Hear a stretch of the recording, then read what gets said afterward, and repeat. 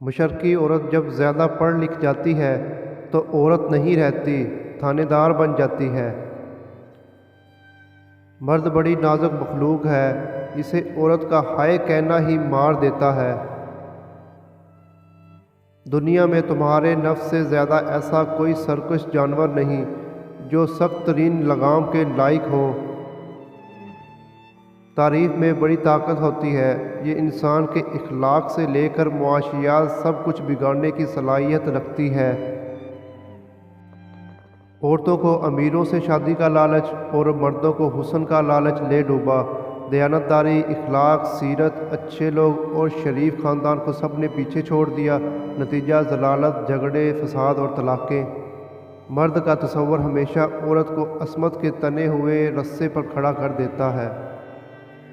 زندگی بھر ایک دوسرے کا دوست بنے رہنا چند روز کے عاشق ہونے سے بہتر ہے۔